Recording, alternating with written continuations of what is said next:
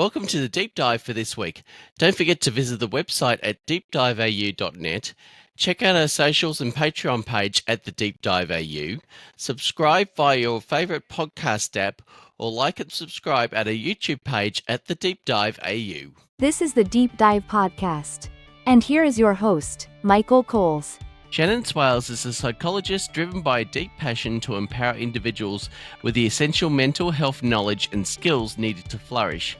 She guides them through a transformative journey from chronically stressed and burnt out states to a state of overall wellness. Her commitment to this cause is rooted in personal experience, having traversed the challenging terrain of burnout and other mental health conditions herself. Shannon's odyssey has imbued her with a renewed perspective, enabling her to approach her career and the care of others with a more balanced and empathetic mindset. Join Shannon on this inspirational journey as she shares her transformative experiences and valuable insights, fostering a message of resilience, self-care, and the triumph of well-being. Shannon Swales, welcome to the Deep Dive. Hey Michael, lovely to be here. Okay, so what are the specific symptoms or feelings that led you to identify yourself as burnt out? Well, at the time, because it was a while ago now, I don't think I actually even knew I was burnt out, but I knew I wasn't okay. I was definitely severely stressed and highly anxious. I could identify those things, but the main ones were my attitude. I always still feel a bit of shame and guilt for this, but I felt like I didn't care. Like I had no care to give, no empathy. Like I did show up and I was empathic with my clients, but there was this don't care attitude just that I was feeling when I wasn't on at work. And that was, a big no for me. That was not okay. And that wasn't me. That wasn't my usual. So that was a big sign that things had gone too far. That was the big one.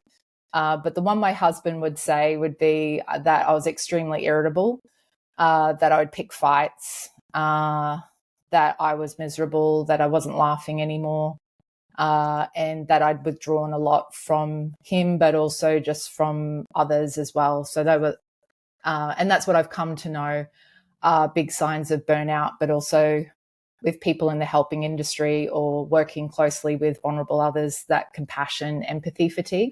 So, yeah. Yeah, sounds good. So how did your experiences as a psychologist contribute to those feelings of burnout? How did you overcome that? Yeah, I think my experiences as a psychologist, and I suppose every psychologist is different. So I came with my own baggage, my own stuff, my own makeup that contributed to that. But I think the experiences for me as an individual, as in this profession, was the sheer amount of exposure to suffering, which I've come to realize I've got a sensitive nature, which makes, I feel like I can say this, it makes me a great psych and great person. I love that about me, but it means I can't work in the way I was working. I was seeing 6 clients a day, 4 days a week, but then the other day was report writing, which is still exposure to suffering. And it was just that sheer amount. And there was also, prior to the pandemic, the wait lists were already very high in terms of the demand of people needing to see you. And I got into the profession because I wanted to help people. So not being able to help people that were on the list was an ever-growing background, I don't know, sense of despair maybe. I don't know. I can't pinpoint that. It was just like helplessness maybe. And then when the pandemic hit, the need increased, and I'm someone who could forward very much in my future brain. And I could see that things were just going to get worse, especially when the pandemic continued. And people were becoming more aware of the need to get help, which was great.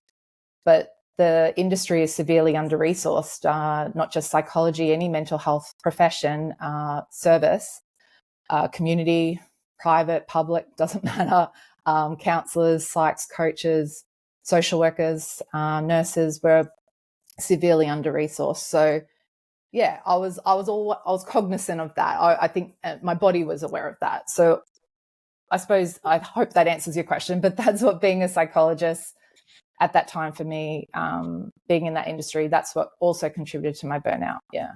Okay, so can you identify the most exhausting aspects of your professional life and how did it affect you? Yeah, I think for me, and this will be different for every psych, of course, but for me, the most exhausting is but also the most awesome part too of the work. So it's kind of like a double-edged sword, but the most exhausting part is showing up, being present, providing hopefully a very compassionate, safe, healing space one-on-one with a client is the most exhausting work, but is also the most rewarding work. But for me, that was the most exhausting work. And I was overusing that energy for me in terms of what I had to give. Yeah. Okay. So that, yeah. So what ways did you feel lost and disconnected from your passions or interests outside of work? Completely, completely, utterly.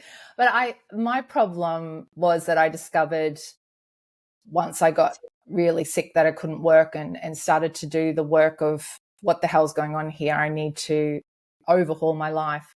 I realized I was never connected to my true self. I didn't even know myself. I was leading a life led by fear and by my patterns of behavior that I developed early in life to deal with life. So I wasn't really truly connected to myself. So it's, I suppose, deeper than the fact that I didn't have a life outside of work. It was more that I didn't know myself. I'd never connected with me. I thought I was, but I wasn't. I was just leading the life that I thought I should be, that I got rewarded for. I was always a pretty good student in terms of, I wasn't an A student, but I did well, but I had to work very, very hard. And I got rewarded for that. And I was all right at sports too. There were some sports that I did well. I got rewarded for that. So, okay, do sports, do school.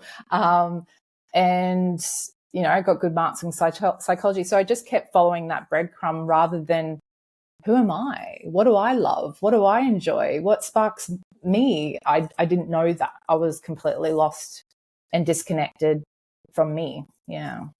Mm. So, have there been any changes in your work-life balance that coincided with your feelings of burnout? I sometimes think or wonder, and I'm not quite sure on this one, because it was a while before I fully burnt out to the point of like severe burnout, because there are sort of levels or degrees of burnout. And mine was the severe end of the scale. But I think the loss of in my personal life, my first dog, who I had since I was 19. So she was my baby. She was my girl. And we lost her to, we assisted her death, which was another level. She was 18 and a half. And that hit us and we grieved. And I respected that grief and I took the time. But I think not being able to nurture, because I'm a nurturer, I love to nurture. And being a mother to her, being a doggy parent to her was a way for me that's a big part of me, nurturing. I didn't know that at the time.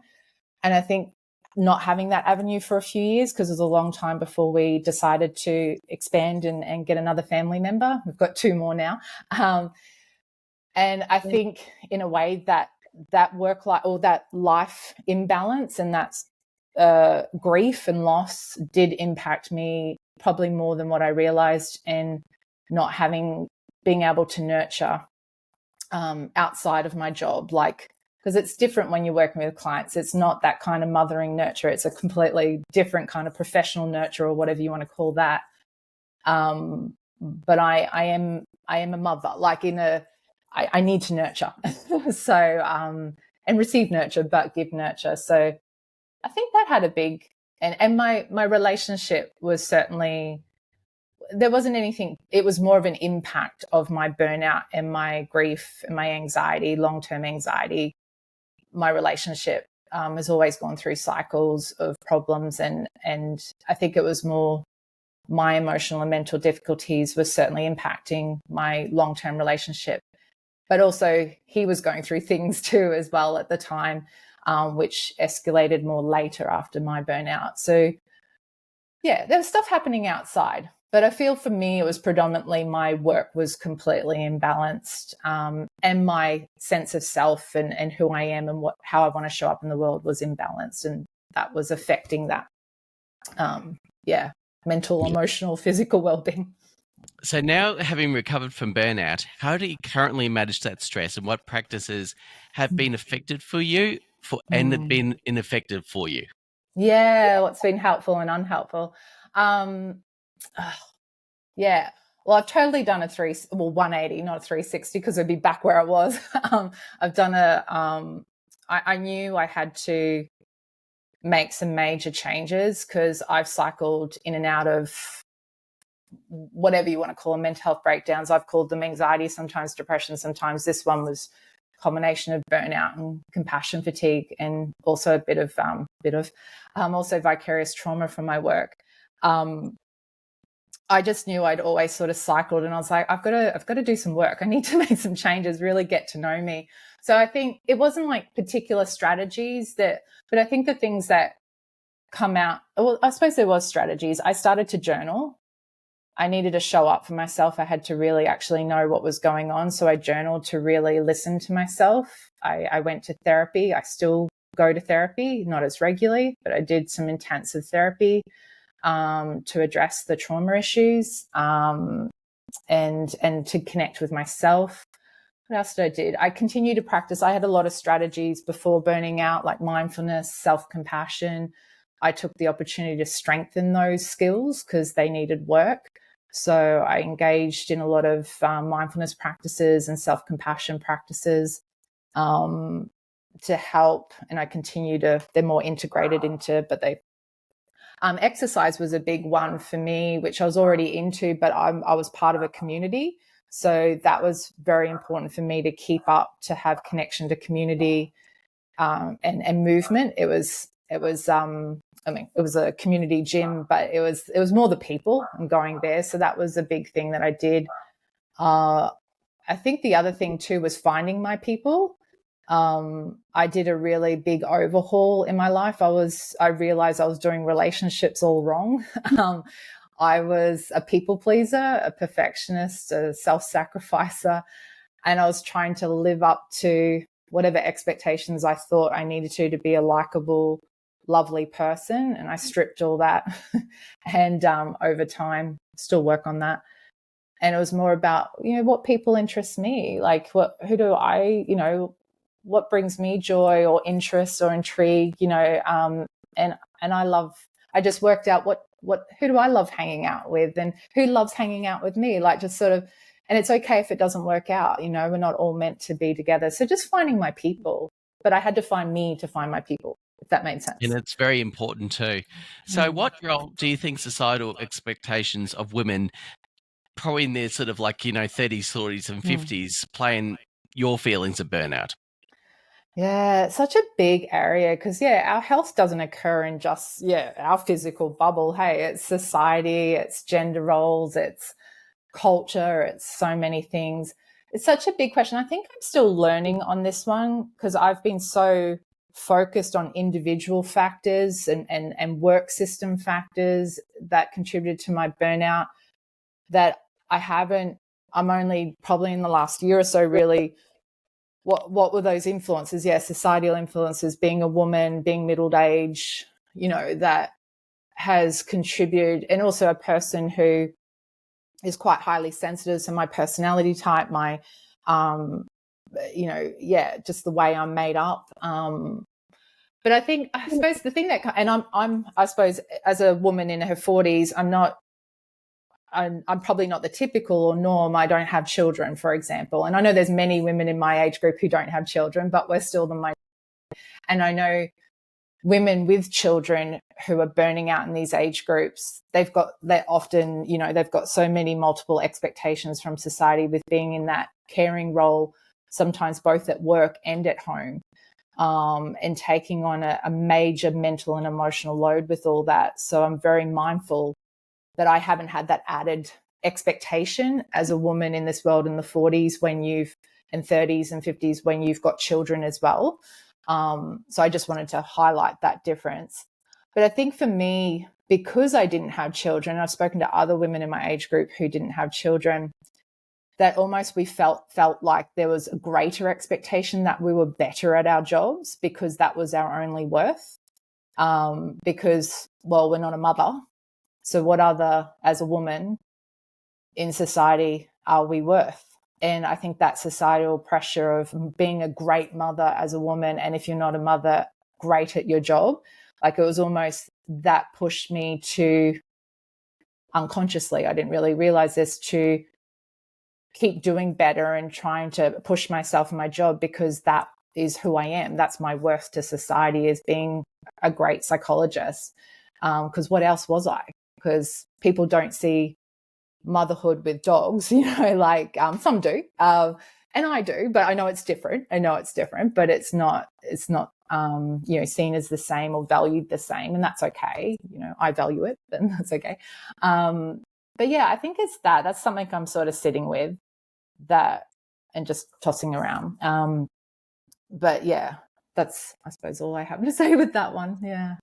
Yeah. So did you notice any changes in your relationships within that burnout sort of period? And what do you experience now in your relationships now compared to then?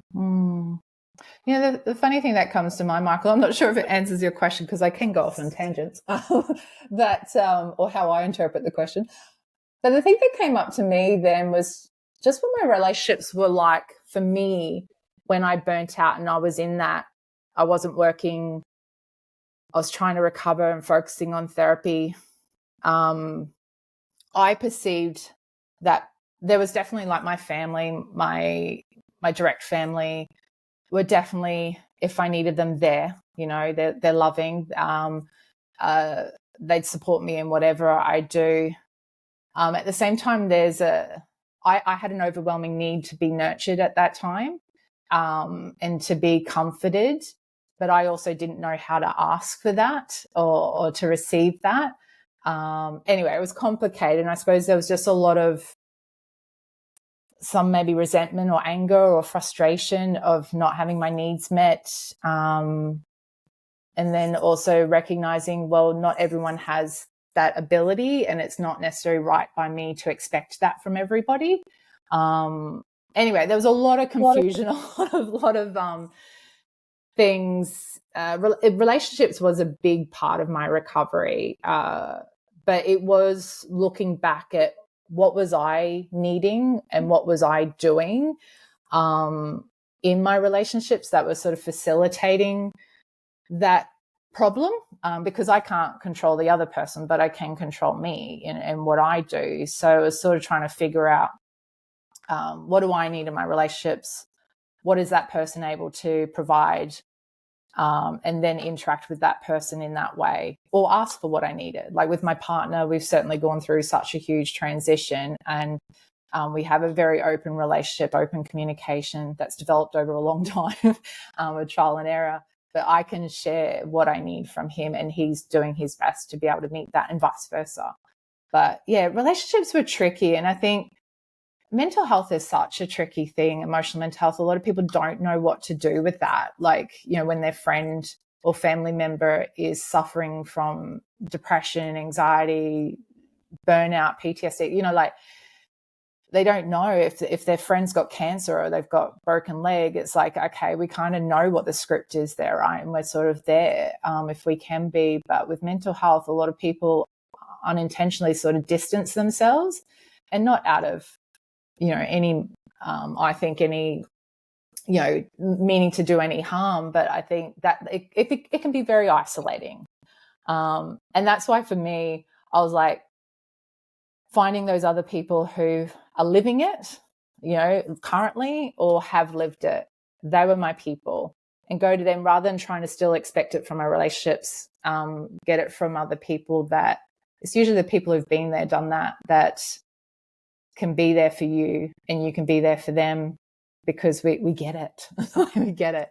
But I feel like I've kind of, so yeah, my relationship world has certainly changed a lot, with how I relate to people and where I go and what I do. Yeah, in that world. if that makes sense. And sorry, Michael, if I've not answered your question. No, it's totally fine. We try and overshare here, so that's sort of the main reason that we actually created the podcast in the first place.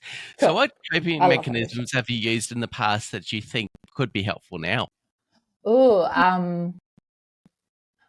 well, I've always used, because exercise has always been part of my life. Sports always been part of my life. I've moved in and out of it in my periods of my life, but and I like to call it movement now. It just sits better. Language is so powerful to me. So the words that I use that fit for me. I don't like using exercise. It sounds like a chore and that I have to or I should do it for my well-being. No, I move because when I move, and whatever way I move, whether it's dancing while I clean or it's running with my dogs, or dog, only one of them runs, the other one doesn't. She hates running. She's a dash hound, partly. So, but yeah, movement, and it was, I was in a big, huge regime of movement before I burnt out, and I think that actually kept me well for a long time. Probably almost masked, I think, my issues, but I think it was helping me. So movements, and I think I mentioned before, mindfulness and self-compassion was something I'd already started after one of my other breakdowns in my early 30s, that I had started self-compassion back then and mindfulness training. So yeah, just bringing those, that will always be part of my regime, those three things. And just, I think it was in my 30s when I also learned that I needed to speak. I needed to share and actually talk out about things, which unfortunately with my burnout in my early 40s, I wasn't. I had reverted. I had stopped talking. I wasn't sharing that I wasn't okay. So yeah, that one. So that was a lesson I had learnt prior, but hadn't, a coping strategy to just share what's going on. To actually have someone listen and hear, and just to be outside of your own head. So I think those are the coping resources that.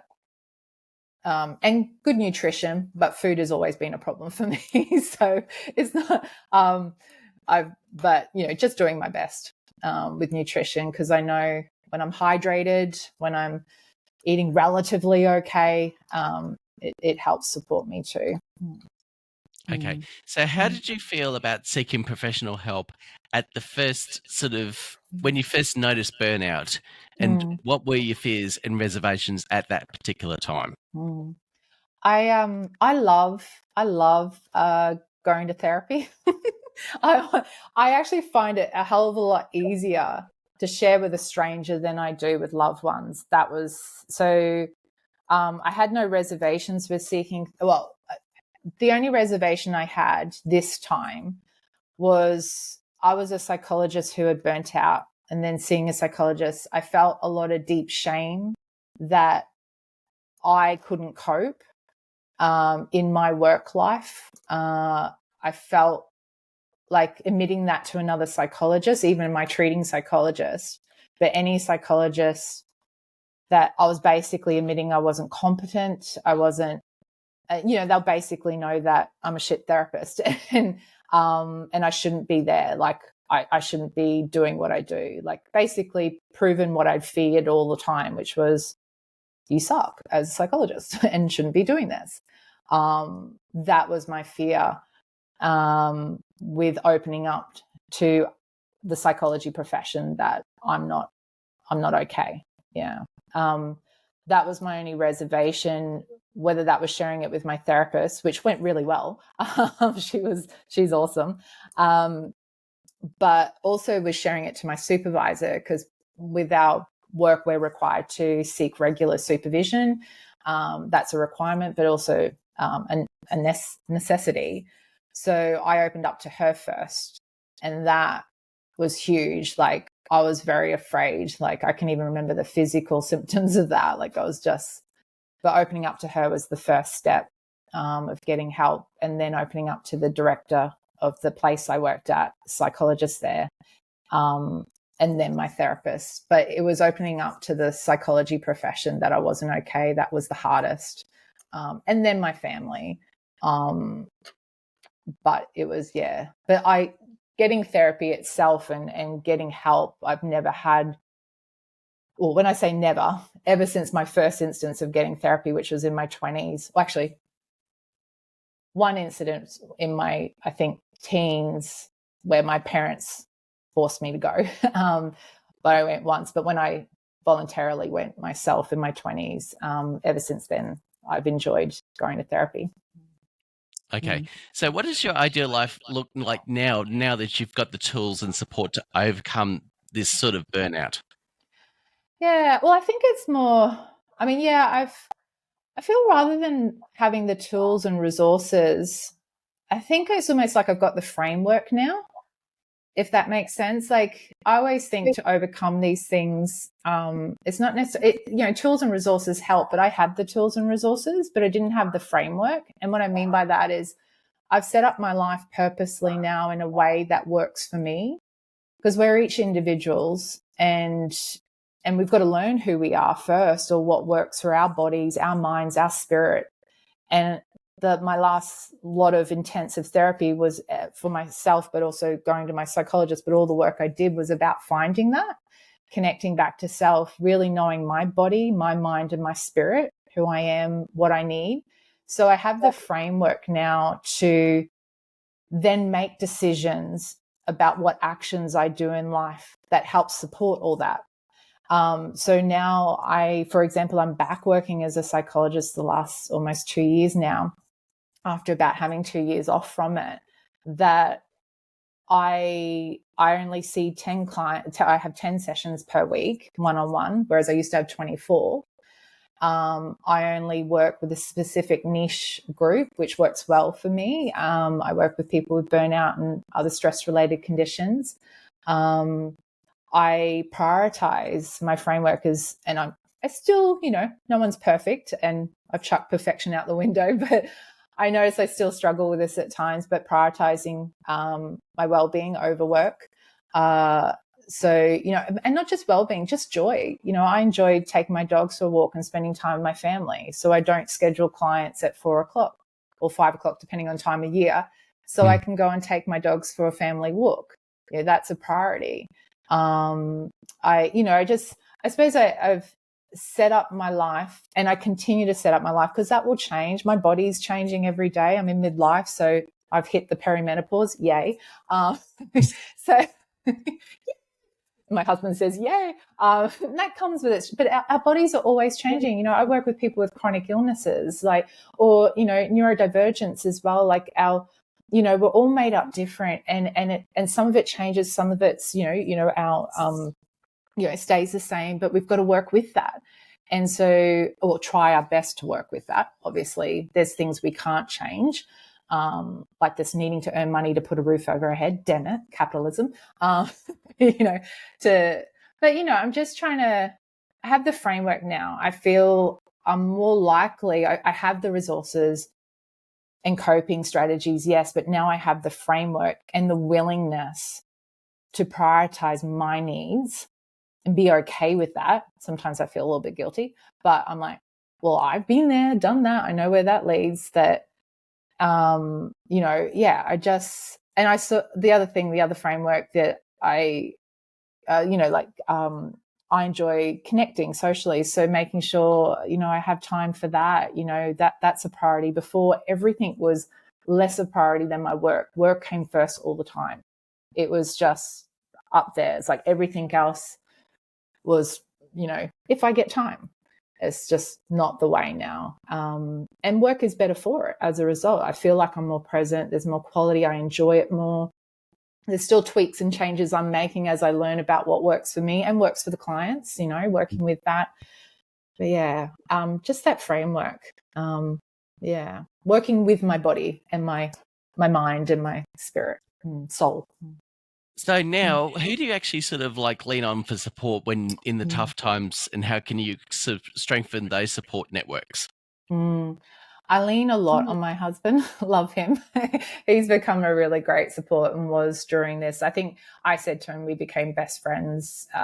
Well, he became my best friend throughout this because I really realized he was able, when I allowed myself, he was really able to meet me with what I needed and willing to try to do that as best as he could. But that took me being willing to accept help from him and really allow him in, because I was not. I was, as I called it, toxically independent and feared being nurtured, even though it's what I wanted. So anyway, my husband is a big, but I also realized I was overloading him. Well, I didn't realize it. He told me because we're trying to cultivate a really open relationship to share whatever is up, even if it's hard to share.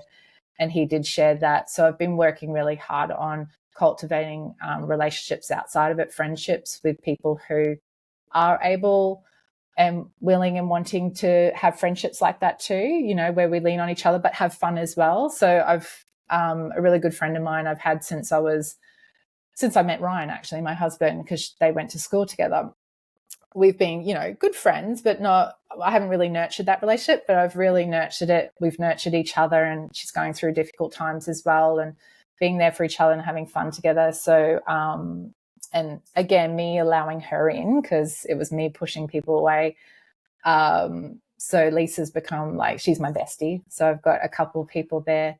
And professionally, as I mentioned, seeing my therapist, I did take a break for a while because it's financially hard to keep up therapy in terms of the cost. I did it intensely and then stopped because felt I could do things on my own and could.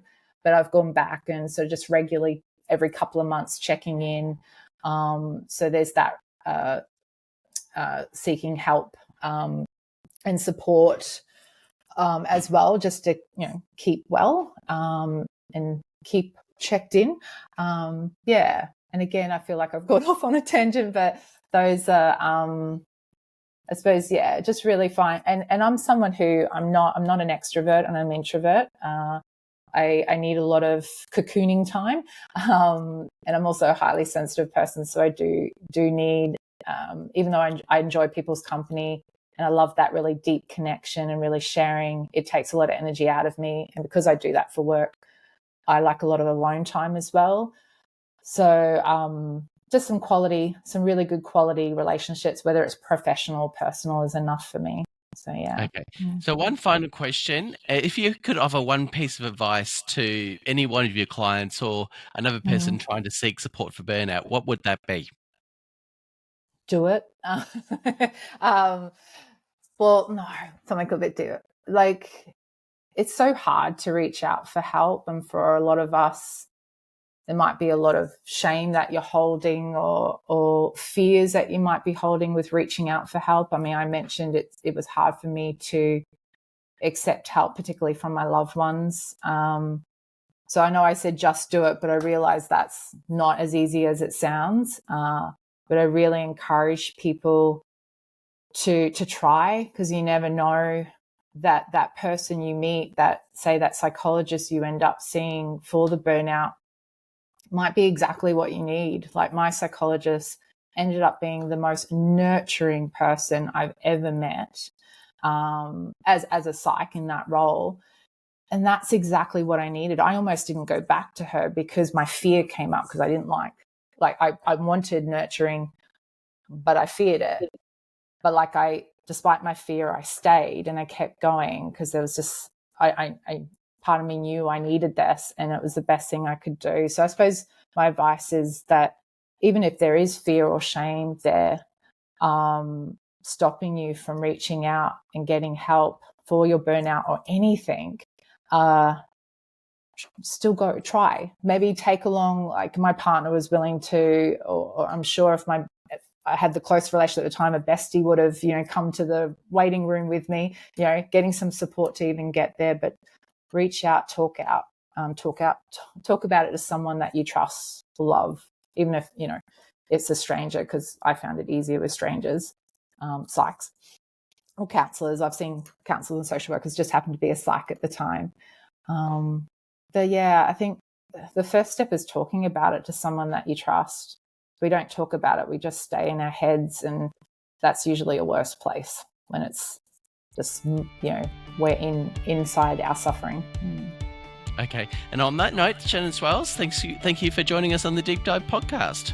My pleasure, Michael. I hope it's helpful for other people to hear. Connect with Shannon's work via www.burnoutspsychologysupport.com by reading her burnout memoir, Nothing Left to Give, A Psychologist's Path Back. Shannon also has an Instagram at Burnout Psychology Support.